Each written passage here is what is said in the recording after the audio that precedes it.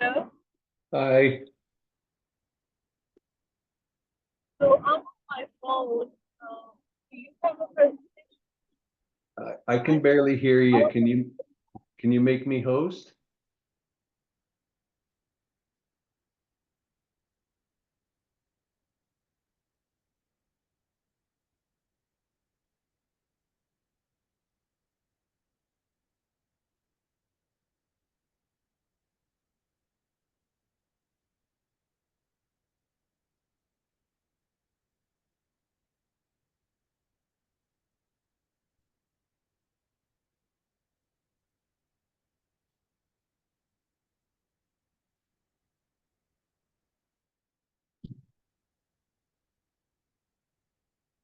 Can you hear me? Yes, I can now.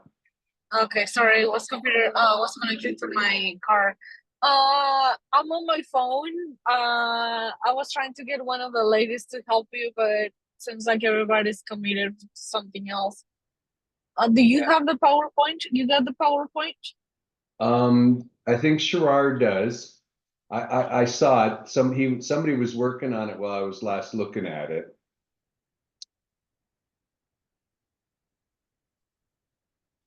Hey, David.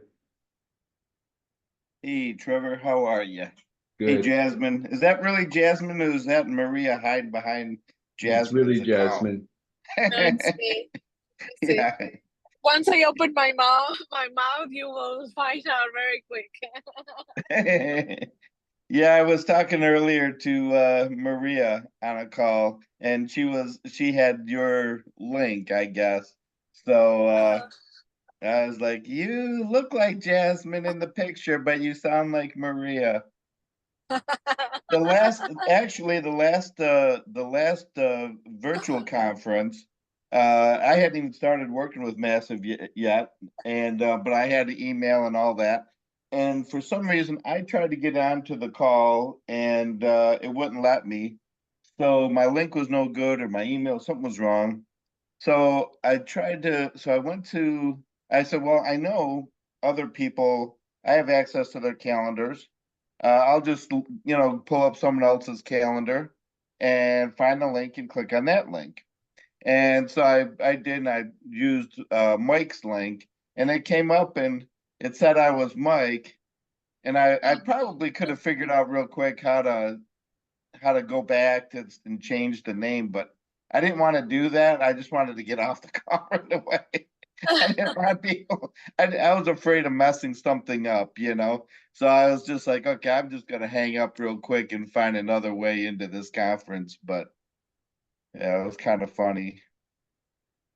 Yeah, no, I mean, we're always switching accounts back and forth.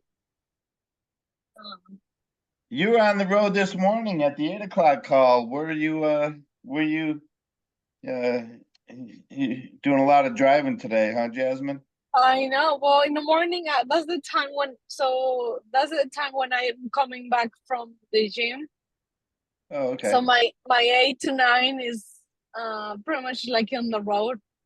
Yep. Um, and now I'm selling one of my properties, and I'm meeting the buyer to close, sign everything, and it's kind of like old school, so he wants to see me and sign papers, and I'm like, oh, okay, I'll do it.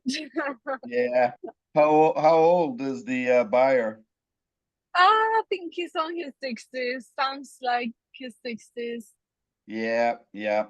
Yeah, anybody under 50 is gonna want a DocuSign. Um, you know what I really like? I like well we've gone obviously from in title company closings to mobile notaries to now using Ron, the where you just log into your computer and upload a picture of your driver's license, and you can do full on notary closings right from anywhere you got internet. So do I still have an echo? All right. Welcome everybody to our Wednesday night webinar. We are super excited to have you tonight. Tonight is going to be a very interesting topic about asset management. It is super important right now, obviously, with a lot of things happening in the marketplace. So we're going to start off today by talking about our upcoming virtual conference. If you haven't been to one of our virtual conferences before, you are definitely missing out. So it's a full day of learning, networking. It starts at 8:30 in the morning, so you got to get your coffee, goes till 6:30 at night, a whole series of topics. We do take a little bit of break for the lunchtime period, but again, this is a really good way for you to be able to sit at your desk, get a whole pile of different folks that are going to be giving you information. So I'm going to put a link in the chat in a minute here, and you'll be able to join, and you can also scan that QR code, but it is very exciting. I've had a lot of folks that have always, I invite a lot of people to a lot of our events, and everybody says, wow, that was a great day. So thanks for inviting us. We hope that you can join us. Oh, look at there. Dennis says the virtual conference was amazing. Thank you, Dennis. All right, so we're going to go to the next slide. As if we don't have enough things going on at Massive Capital, it's our third, and we're calling them master classes now. Nobody knew what a hackathon is, but forget that. Facebook didn't like hackathon, and we all got blocked on Facebook. If you can imagine, as much as I post, being blocked on Facebook for 6 days, it was like a terrible thing for me to have happen to me. But we have our next master class, and it's actually going to be about the topic we're talking about tonight. We'll go into it a lot deeper. It's about asset management, and we're actually switching venues, and this is going to be done at the Rice University. So you can see we've got some folks here. Now, one of our team members pointed out that his picture is in there on a thing, losing money on your properties. And we want to make sure that you all know that Dennis isn't losing money in our property. He's going to teach us how not to lose money on our properties. But it's kind of funny, the tagline that got created. But again, this is going to be a great event. This is in Houston. And for all of you that have missed our events, we're actually going to be running them again in the Dallas market area, but it's a super exciting event. Dennis, you can see in the bottom left-hand corner, who said our other virtual one, he actually joined up with our mastermind program. So we're super excited to have him part of our program now. So thank you for that. All right. Thank you. So, okay. All right, so Wednesday, Massive Masters case study. So this is educational. So what we're doing here is we are telling you what Massive Capital thinks, believes, and is doing and has learned, okay? Just like everybody else in the marketplace, we've been shifting, we've been making adjustments. So we think that it's super important for us to tell you, but we are not financial advisors, we are not accountants, and we are not your legal advice. So you always need to be sure that you get your own professional advice before making any investments. So a little bit, agenda tonight, we're going to talk a little bit about Massive Capital. We're going to offer how we add value to investors and partners. Tonight, we're talking a little bit about asset management, and we're referring to as the corporate framework versus the usual practice in multifamily. We'll always have time for Q&A. And on the front back there, we have John D. Rockefeller again. The way to make money is to buy when blood is running in the streets. And I've even seen this one said when it's your own blood as well. So it's super important. So a little bit about Massive Capital. We're a vertically integrated real estate company. We also specialize in ground up construction for retail, flex space, industrial, and mixed use multifamily. We are an owner operator for value add multifamily. This is, you can see we're fairly Texas centric. We have assets in Dallas, San Antonio, Houston. We also have assets in Denver, North Carolina, and Atlanta, Georgia. The Phoenix and Tampa, those are locations that we've been looking at for doing for our retail. So on the left-hand side, we have equity fund. We have a brokerage. The brokerage is for the triple net retail. We have property management on the triple net retail, development, construction. We have a tech company. And then as we mentioned earlier, we have the massive mastermind. Across the bottom, you can see Realty One has about 290 million. And then Massive Capital itself has just over 200 million in assets. We have just under 1,400 units. We have our X-Space development, which, by the way, next week, they're supposed to be starting construction. I am super excited to see that building come up. It's going to be gorgeous. They've finalized all the designs. You know, it was crazy. They had to pull 88 individual permits for them to get the master building permit. I've never seen anything like that. So they have everything aligned. We're all ready to go. It's super excited. I can't wait to have that one be built.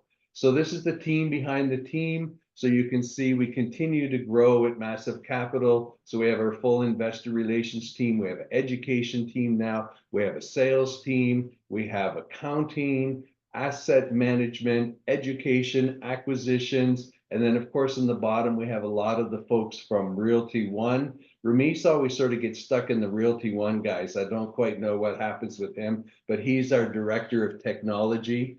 Super impressive things that they're building on the technology side.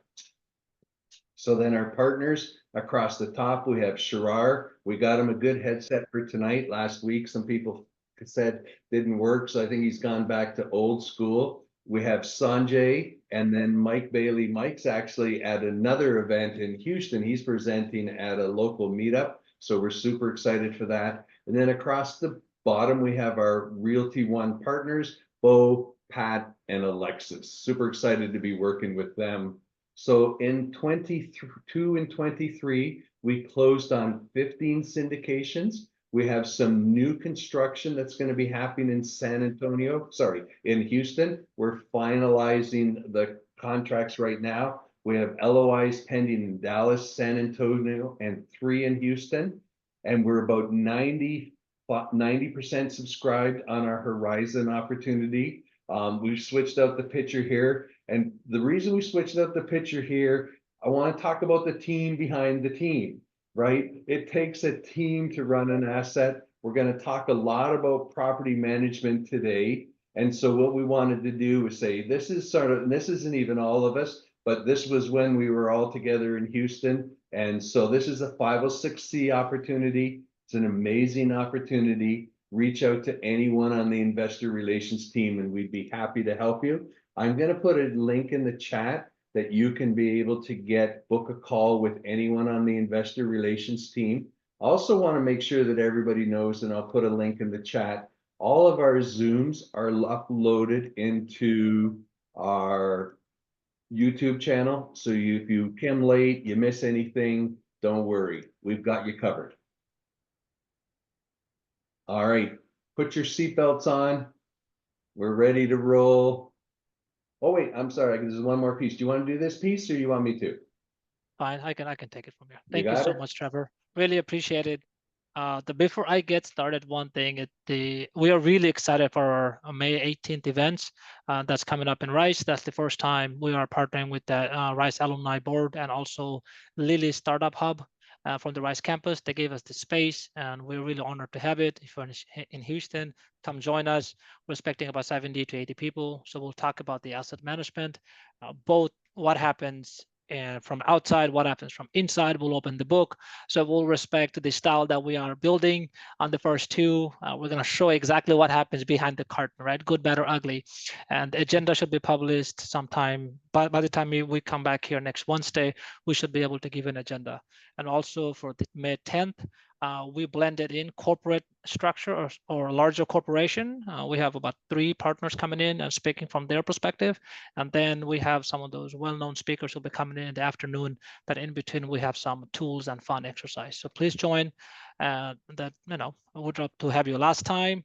We had 350 people signed, 360-ish folks came about, and we had a really good interaction throughout the day. All right, so how do we partner? So Massive side, we buy land. We do a straight up land acquisition. Also, we partner with landowners, 2 to 40 acres, commercial acres with road frontage. We'll provide a done-for-you service for landowners. You come in with the land, and then we come in with the debt and the construction and the leasing on a Class A location. We underwrite quite a bit, and if it is your land, come to us, we'll strike a price, we'll do a JV. And that's that. If it is on market, we're not looking at it today because the land price and the debt is tough. And by the time we put a structure together, it puts a weight on the land price. So the best way is staying into the deal and create the value as you go. Second one, of course, as usual, we buy value-add multifamily, new acquisitions. We are extremely active for distress and off-market assets. When I say distress, it's not quite full typical definition of distress. It has a sign of stress, whatever the stress is, operational stress, financial stress, mostly financial stress at this point in time.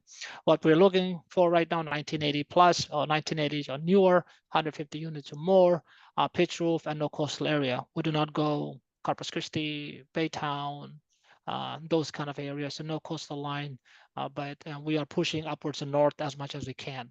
Asset advisory, we have our own software that will show, we are going to show you a demo, what we do. That's so we can come into the asset just to provide the asset advisory if needed. And we can take over an asset as fast as 4 days. And the demo is gonna be there tonight. The last one is debt and loan guarantor. We're happy to do a balance sheet as we go.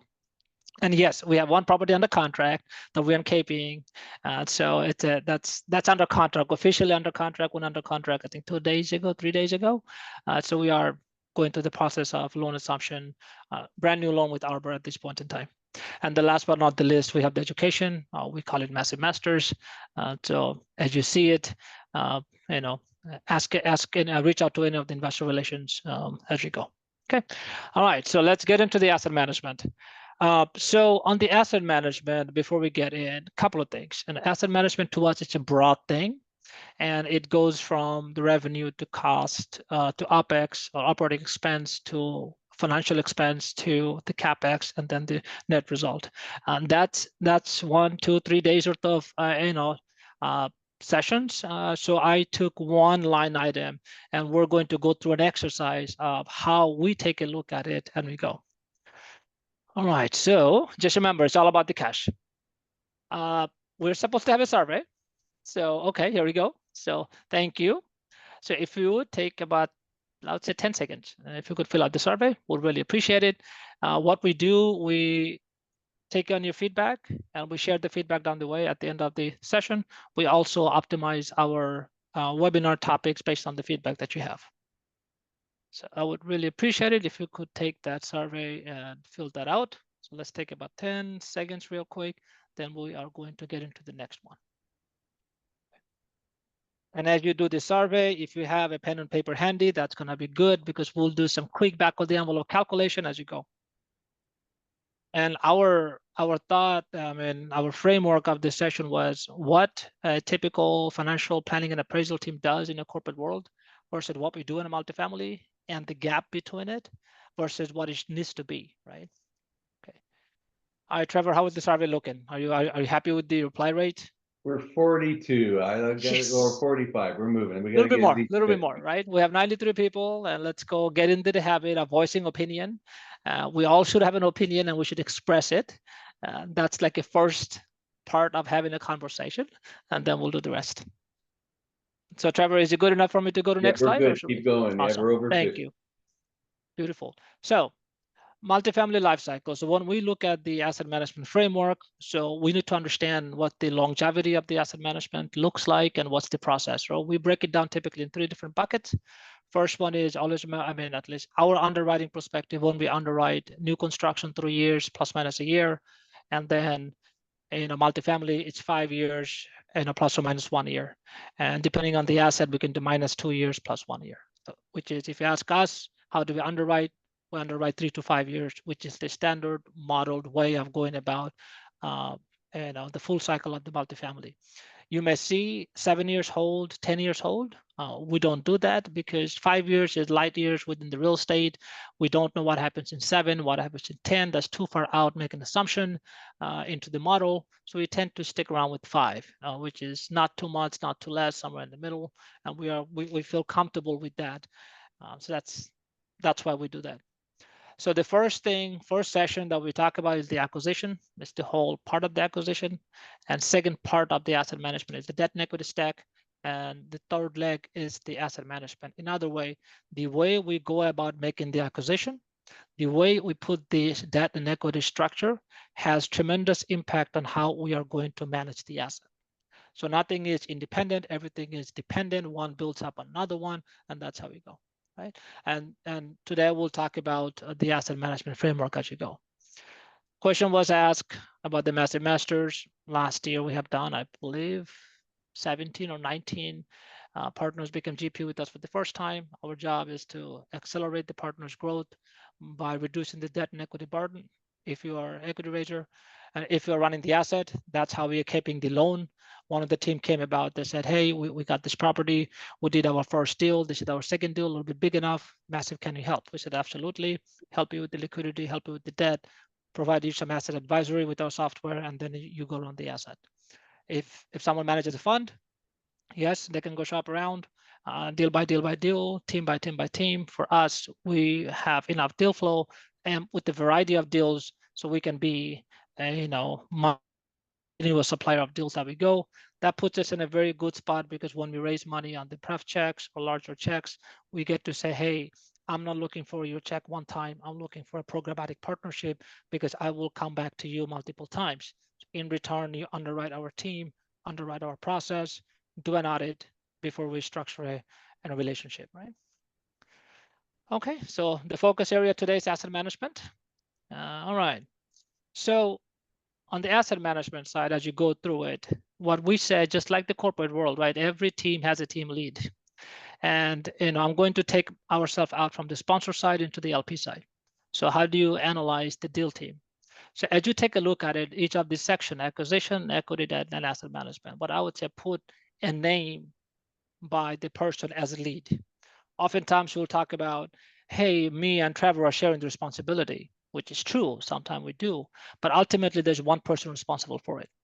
It's a little bit tougher conversation, but it gives you a linearity of who manages that thing. Sometimes Trevor will be the person who is going to deliver the project, and I will dotted line report to Trevor. That means the entire team will report to Trevor to deliver the job, and if the project doesn't come about, it's Trevor.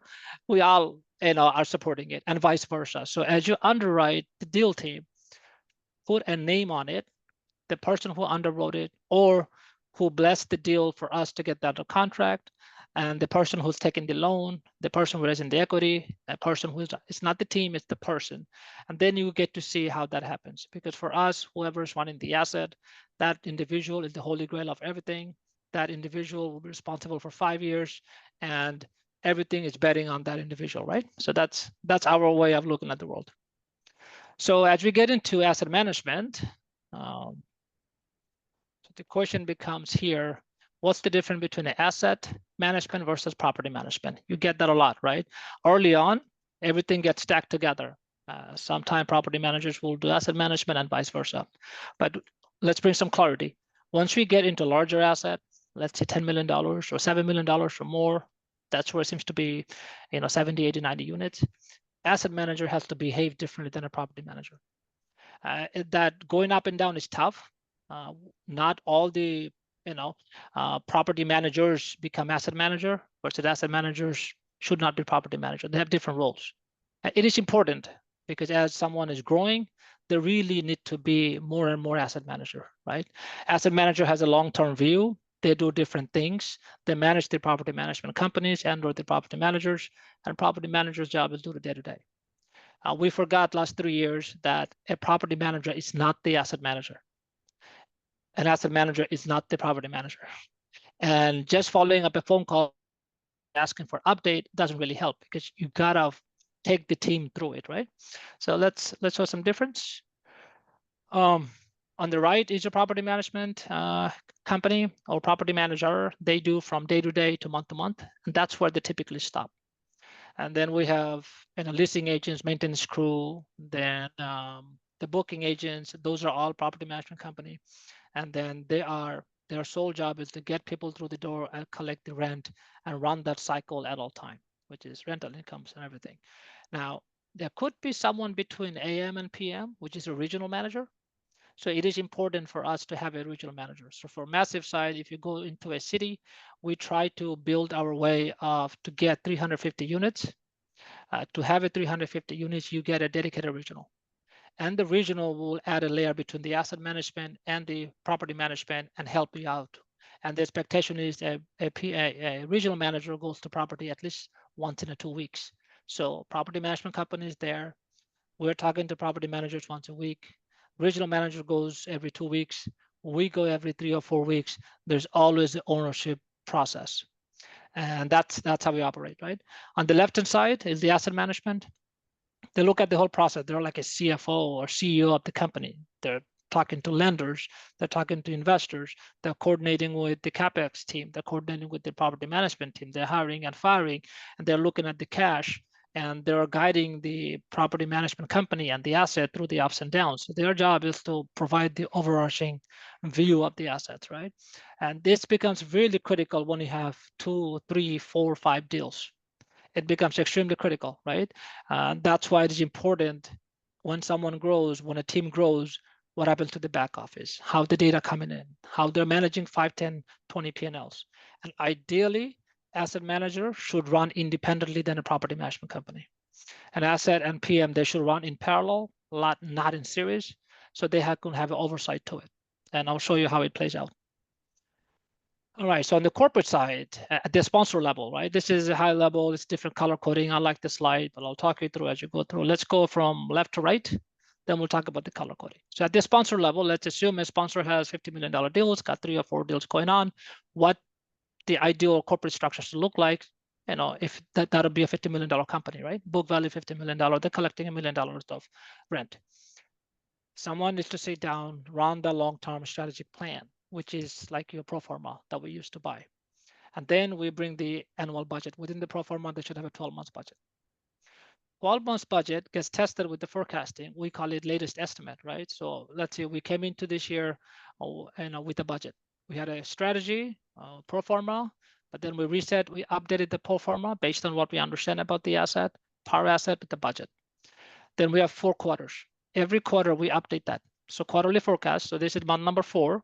So we took the budget, we replaced the first 3 months with actuals.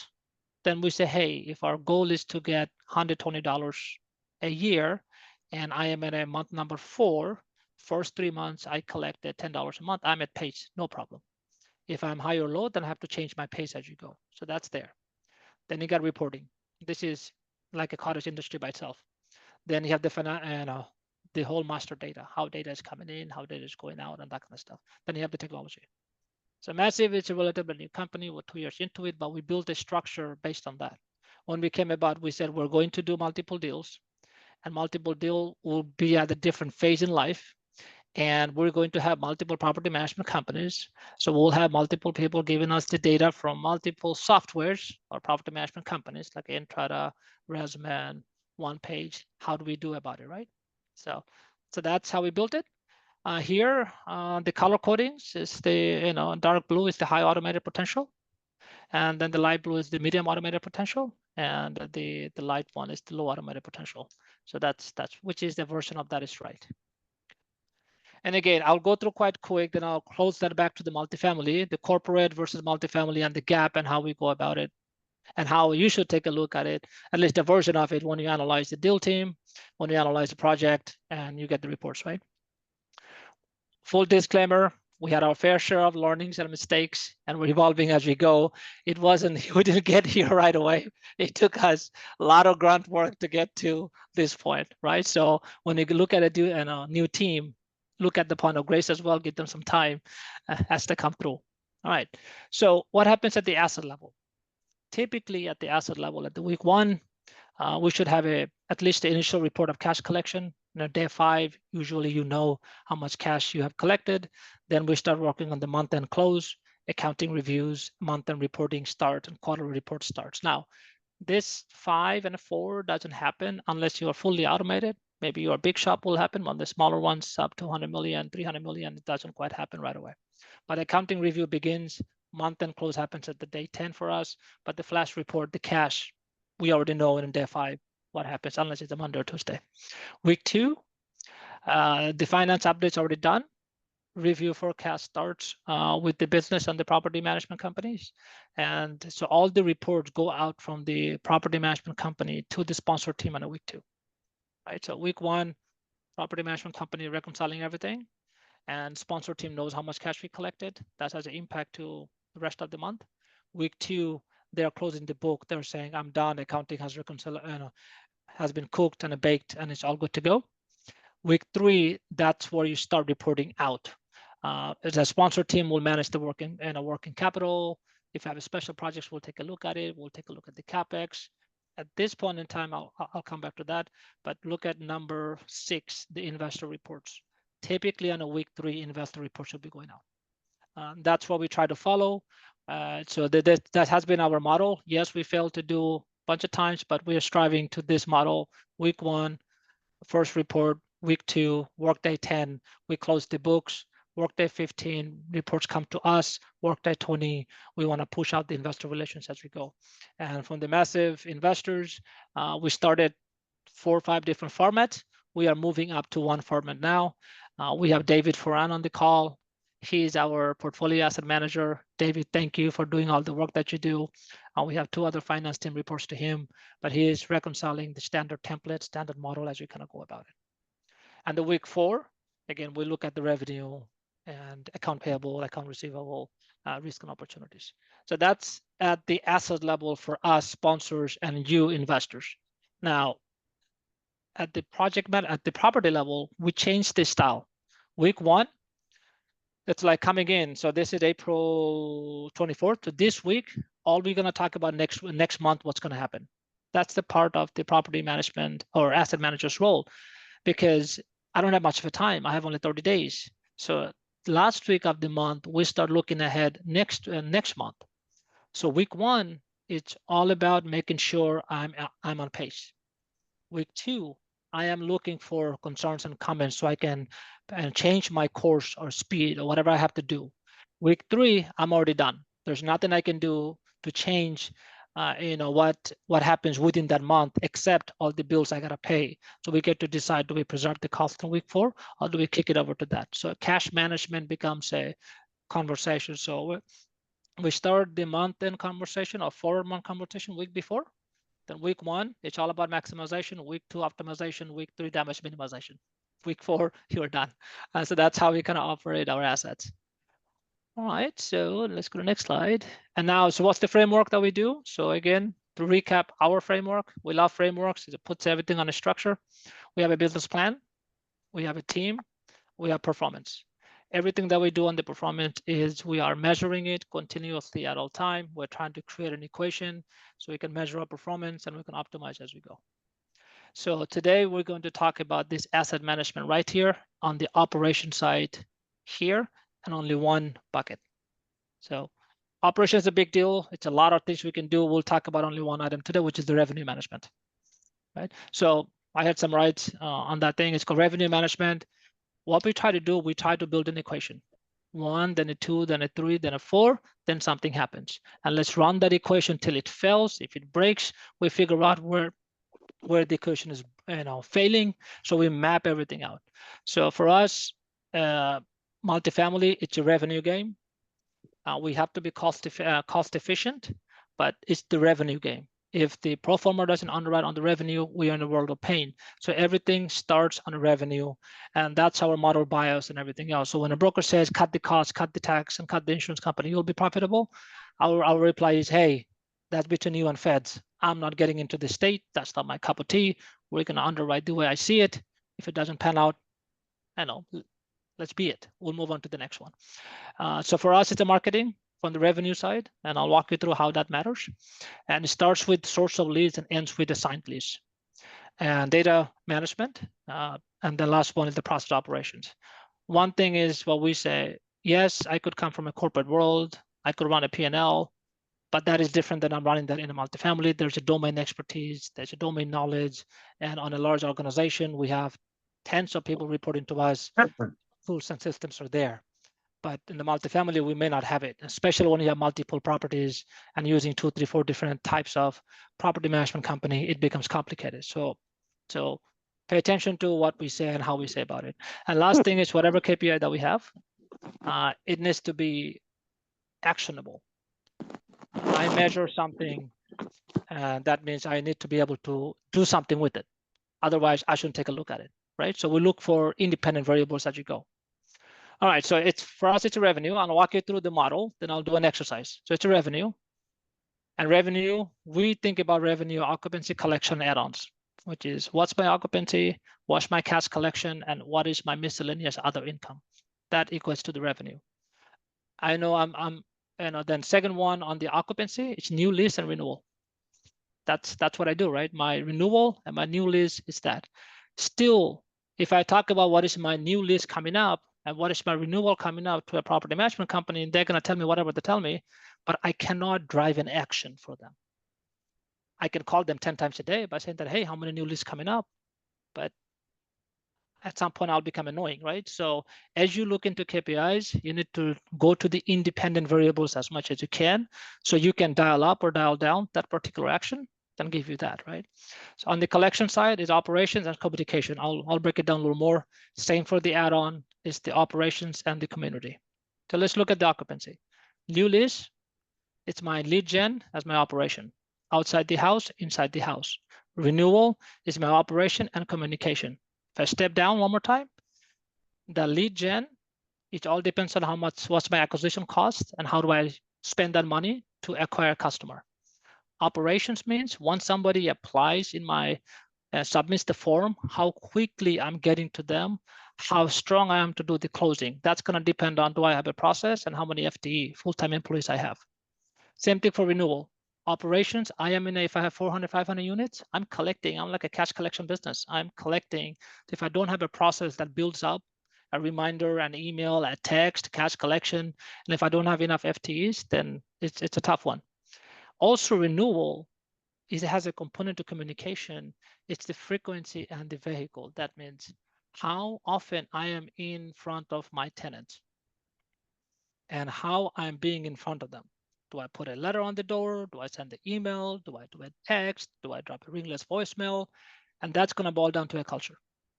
So if you think about it, you got to build a culture to get to be in front of them so I can communicate effectively, so I can increase my renewal rate.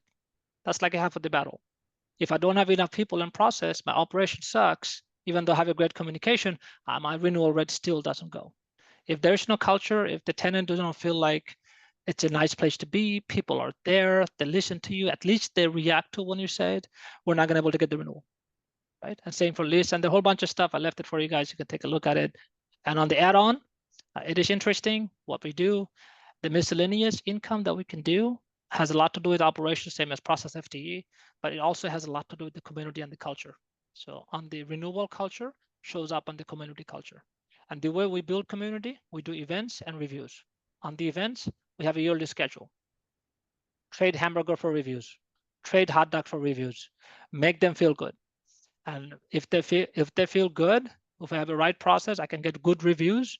Good reviews means they're giving me indication of staying. Maybe I can charge them a little bit more.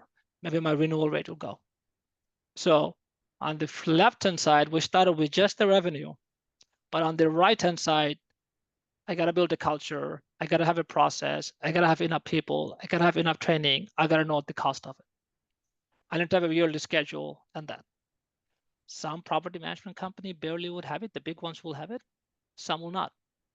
Now, if us as an asset manager, if we cannot understand the whole map and we use that as a yearly basis, then how are we going to drive a conversation with the property management company to get the expected result that we have, right? So that's that.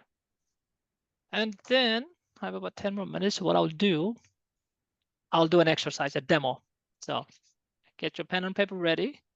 Then we'll do a quick demo. Hold on, let me pull that out. Okay. All right, this is live data that I'm going to use. And please take with a grain of the salt. Right. So we have our own software that sits on top of all the property management companies that we have, and we aggregate more portfolio. This is a full disclaimer, not all the data is correct here. I changed the data a little bit, so nobody holds me responsible. Full disclaimer, and then I will talk you guys through. So what it does, we have ResMan, Entrata, AppFolio, and also One Page. What we do, we download a whole bunch of reports, then we mix and match it up, and then we cut the data the way we want to see it. And that we do it every Monday. So when we come to the property management call, we are ready as the asset manager. That means our role is to understand what the property management companies are doing without talking to them, at least 60 to 70% of it. Same thing, if we go partner with CodeGP with somebody, they will tell their story. But when we come in, we look at this as well.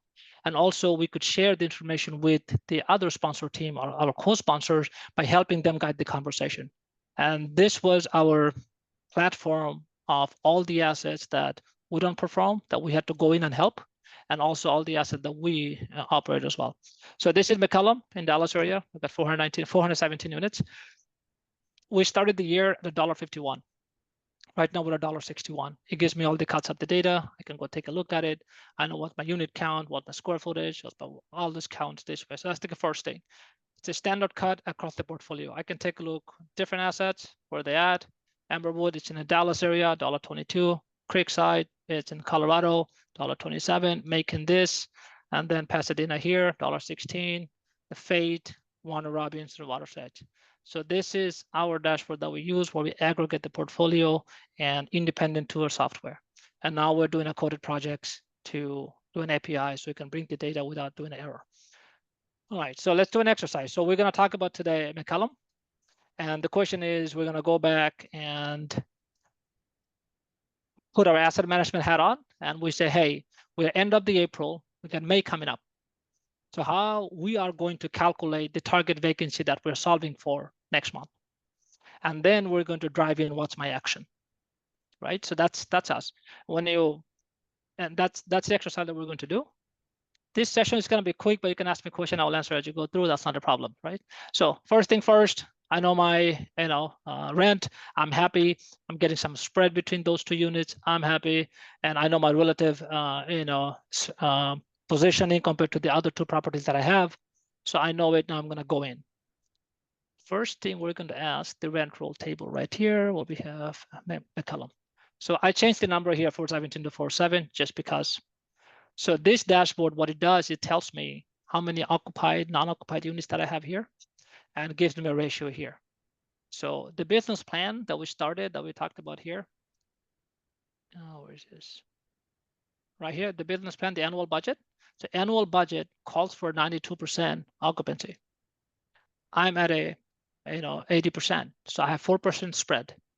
That means next month, I not only have to do what I have to do every month, plus more to get 4%, right? So first thing first, we have roughly 60 units vacant right here. So that's one, right? So coming in, sorry, yeah. So I'm missing 10, so 49 plus 10, 59 assets. So let's say 59 assets, it's empty right now. There's nobody in there. And then I have here 27 assets, notice unrented. So I have a 60% retention rate. Last year it was, last quarter it was about 52, 53%. And we moved it up to a little over 60%. So our culture got better, reviews got better. I'm seeing a higher retention. So let's assume I have 27 units, they are month to month. So they're going to walk away next month. So 40% of that, right? So 40% of that is going to walk away on top of the 50 units that I have. So I am solving for that, right? So that's one. And then we come about here. This is my expiration date. I'm looking at month of May. So again, going into the May, I have 60 vacant plus 40%, another 8, that's 68 roughly. And then I have 60% retention, about 40% of the 25 will go away. So now as the asset manager, I could say, hey, before I talk to the property management company, I did some back of the envelope calculation. I have roughly 60 plus 8 and another 8, roughly, let's say 76 units will be vacant. So again, we're doing analysis as you kind of go through. Now the question is, from the 76 absolute unit, how many I have to do at every month, and what's my incremental? Now take a look at it this way. I have 12% vacant, right? So I got to do 4%. So the 4% of 400 units is roughly 16 units. So that means no matter what I do, I not only have to perform at the March level, but also I have to bring in 16 extra leases as you kind of go through. So we got the calculation, right? Now the question becomes, how do I get the leases? What do I do? Do I just call them and tell them what you are doing, or what exactly do we do? So then we come back to this data. It's called lead to lease conversion data. We bring in every single leads that come into the system, and then every single lease that happened that month. Now, if the property management company says, hey, your number is wrong, then our question, did you put the number into the system? If you haven't, don't tell me, because this is my view of the world, right? So this is my column. 2022 doesn't matter. It's some wrong data set because that's the asset we kind of took over. 23 and 24 matter.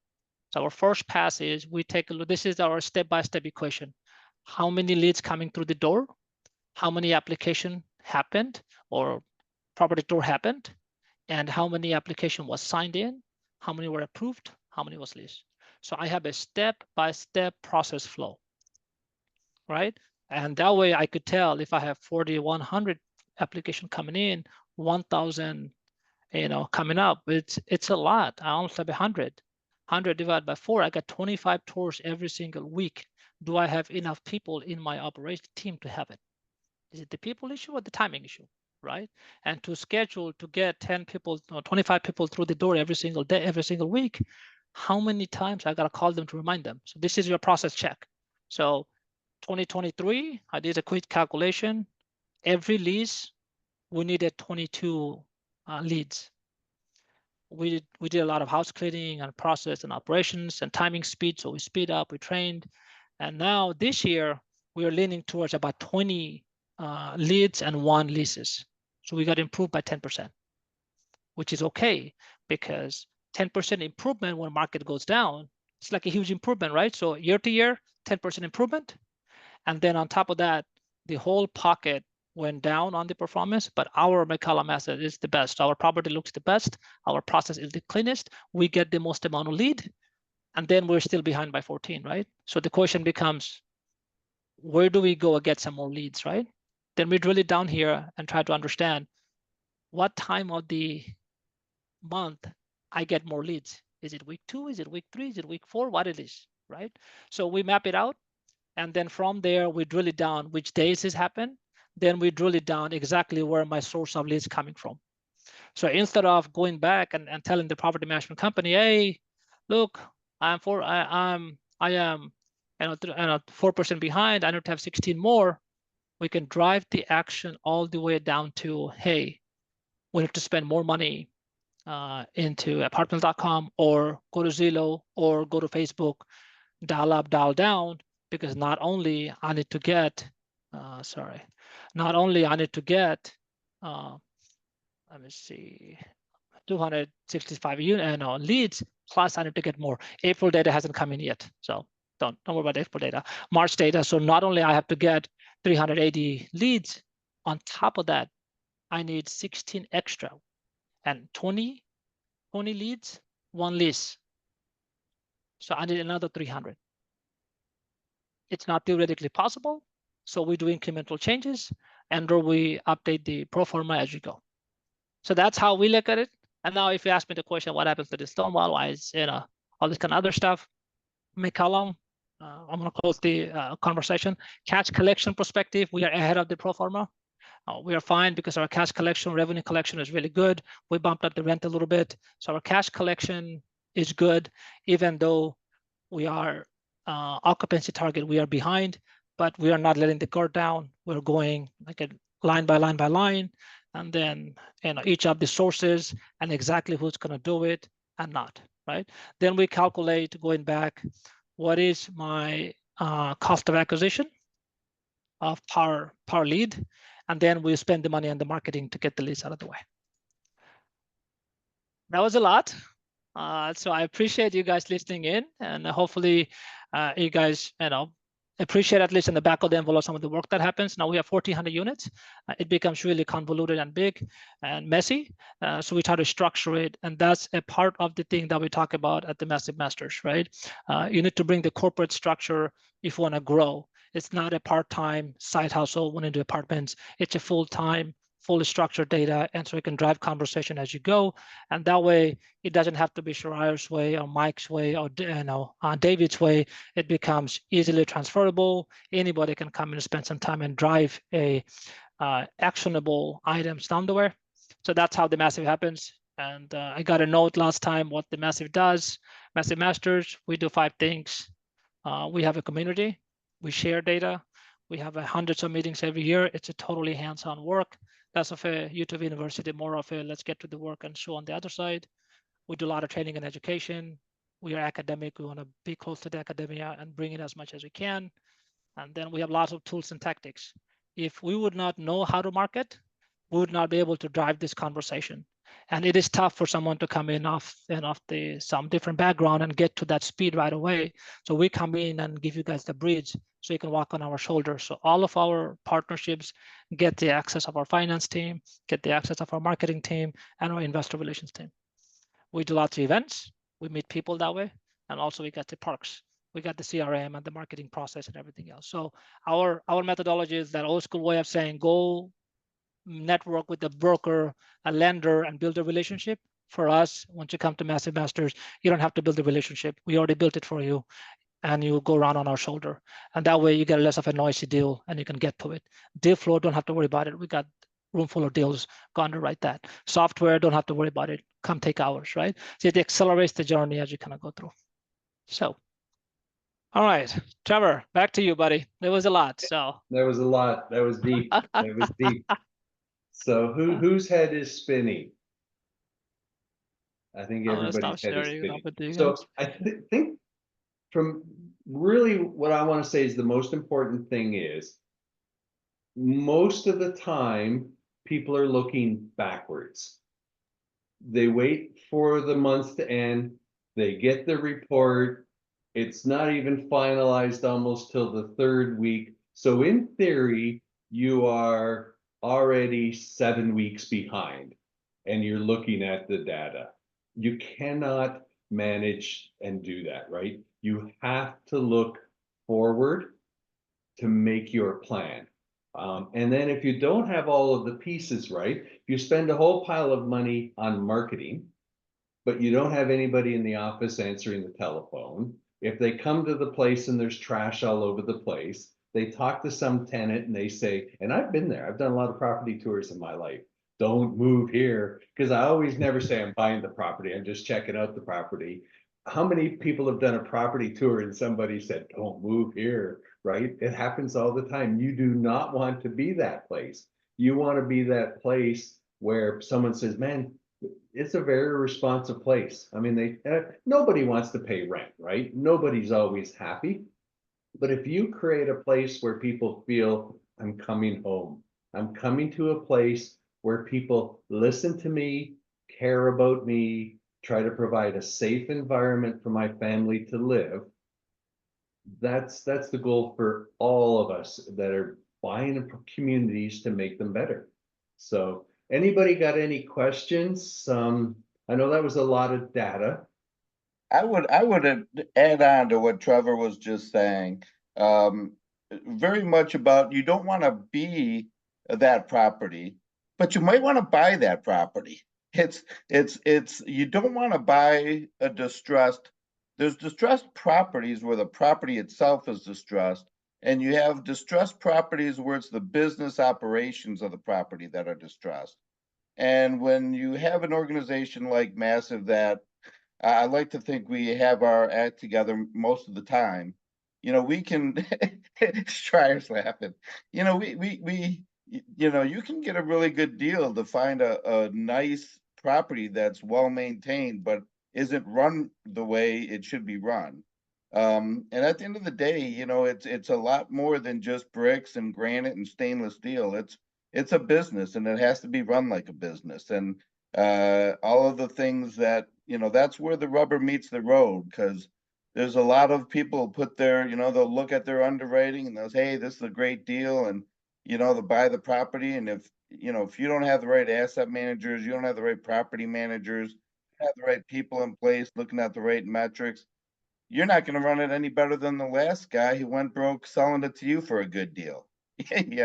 So it really, really is important at the end of the day, to be able to deliver the value that we're promising investors.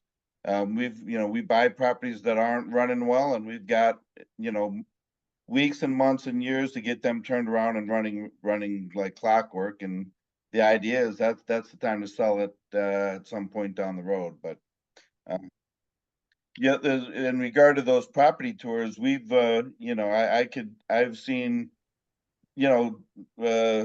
opposite ends of that extreme. I've seen properties like our McCullum property that I'm super proud of. We've got you go there and the crystal clear pools, and you've got a community of, you see people there kind of engaged and playing games in the courtyard, and the kids are running around. There's a sense that they're safe to be running around. And I've seen properties where even though they have laundry facilities on site, they're walking across the street to the laundromat across the street because there's homeless people sleeping on the floor in the ones on site. And so at the very basic is safety and security, and going up from there to providing community and all of it. But yeah, that was all of the metrics that Schreier went through. That's the stuff that I look at every day. Yeah. So yeah, So there is a question in the chat about virtual assistants. So we definitely use virtual assistants. We use a lot of them, but most of them are very much in the background. They're the ones that are running our Facebook Marketplace ads. They're the ones that are doing the things. So we do use a lot. And we've started now even using, maybe you want to talk about the texting and some of the other AI things that we've started. Thank you. So a couple of clarification. The conventional via will be find a low-cost country and a low-cost skill set, and you do that. So we follow that model, but not that model. What I meant to say, yes, we have 3 different teams, 3 different skill sets in 3 different countries. And everybody who comes into the group, they're one of the better ones, stronger performer in the community. What I say it, we have 3 people in the finance now outside the US, 1 coming up new and 2 existing right now. The person who runs the finance manager from India, from Chennai, he used to work with me at Shell, been at the Shell Fortune 10 for almost 6 years. Then he left Shell, became an expat, went to Dubai. Then we brought him back to India, and he's working with us. So he's a solid finance FP&A guy. He's been there, done that, just like you. And in the US, no shortage of caliber. Another person came in that reports to him. She's a chartered accountant. Went to the process of India. She's a CA. She worked for 4 or 5 years, and then she went, became a mom, and she's coming back and to join us. The same version, whoever comes in, we have an expectation that you got to come from Fortune 50 as a consulting company, at least 5 to 10 years of experience. Then you can come in, even though you're outside the US, and that's how we come in. So they are as good as us, if not stronger than us, happen to be outside the US. Not a typical VA that we kind of tend to think about. Same our marketing company, they all graduated. The marketing lead that we have 3, 4 now. The highly educated, the marketing manager, she's in different countries. She went to UK for study, then she went back, and she brings in that kind of a background. And then on the tech side, is a similar version. There are 2 engineers that we hired. They are like the MIT version of that country, and they come in and back us. So we don't go cheap on the quality of the people, even though they're outside the US. Cool. Any other questions? Then I would love to think so all the time, but hey, we have our fair share of scars, right? At least we're trying. I'm not gonna lie to you, but we're trying, and we're trying our level best to get to, as much as we can and provide a culture or at least expectation what you guys should have, right? So my my biggest, the way we remind ourselves, look, I would not buy a stock of a company where I have a part-time CEO, and they got 10 other side hustles. You wouldn't, I wouldn't. But how would we flip that in the multifamily sector and we go about it? And that has been the biggest silver lining of majority of the asset issue that we see day in, day out. And I just be critical about it. Sometimes we forget, we get the FOMO, it happened, it's okay, but let's go back and reset the note as you kind of come about it. So cool. So we can turn off the video. Trevor, We is have that one okay? question here. I'm One gonna question, butcher what is the that? first name. I can get the last name, John, but I'm afraid to pronounce the first one. Go ahead. Hey, Trevor, hi, thanks for Good your, to see you. yeah, good to see you too. Thanks for the webinar. I want to ask a question. I'm currently nearing to, can you guys hear me? Yes. Okay. Currently nearing to this space. We get another knowledge. Met Michael Montamari at the conference, so I kind of know a little bit about Massive Capital.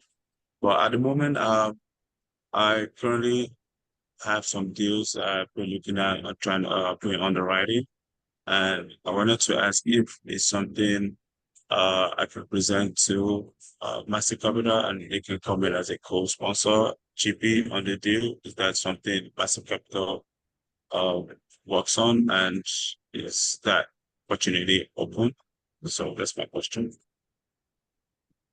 Short answer is yes. And long answer is we're going to do a lot of practice together before we get on a project together, right? So John, I don't want to say the name wrong. Or before I get to John, which name do you go by? Say it, so I'll practice it. Yeah, John.